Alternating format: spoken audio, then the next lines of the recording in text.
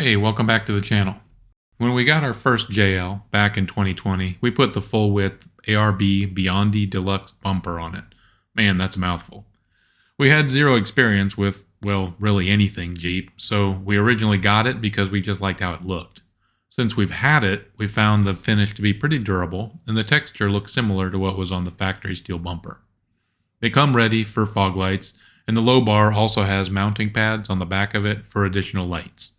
The recovery points are beefy, the included skid plate has cutouts for a high lift jack. It even comes with a sturdy winch plate to mount your winch if you've got one of those, and block-off panels if you don't, plus a flip-up mount for the license plate. I was really surprised to see all these extras actually included in the box, and another bonus, because of the way it's designed, there's a great place to mount KC Cyclone rock lights on the front. With all these things going for it, there is one issue that had me thinking about a replacement. If I get stuffed and turn even a little bit, the tire catches on the back of the bumper. Sometimes it's just a nuisance. Other times though, like on Black Bear Pass, it can be a real problem. I'd like to see if we can do this without doing a 3-point. I don't think I can finish the turn.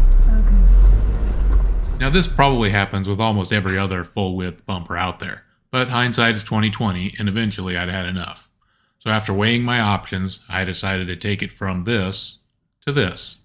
Obviously, this is way cheaper than 2 new bumpers, but better yet, I wouldn't have to take these ones off. I started by jacking up the front end so I could get the tires out of the way.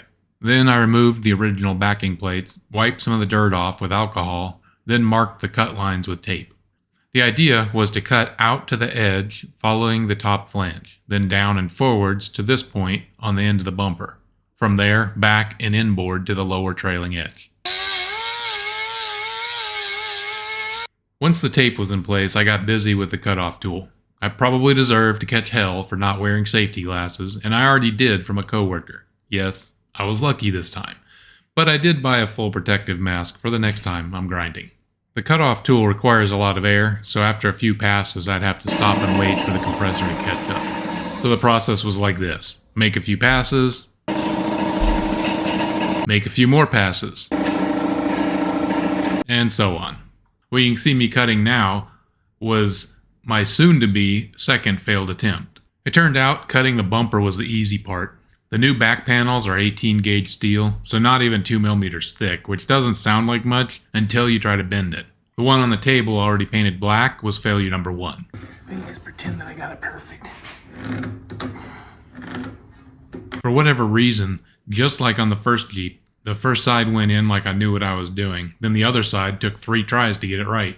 Lesson learned the hard way: don't bother painting it until the holes are drilled and you know it fits.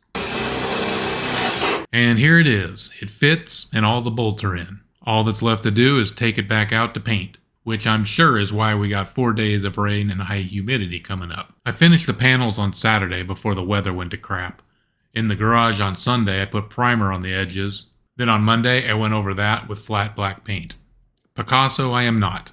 Or actually, maybe I could give him a run for his money, because paint does not like me.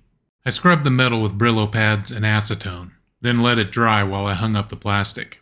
Then I finished the panels with self-etching primer, flat black paint, and spray-in bed liner. The next day I put them on the Jeep, and you can see the texture of the bed liner spray is a pretty close match, but it is more glossy. I guess the best thing to do is keep them dirty so nobody notices. Check out my yoga skills here. And now it's finally time to test it out. Look at all that glorious clearance. I might have to try some 37s.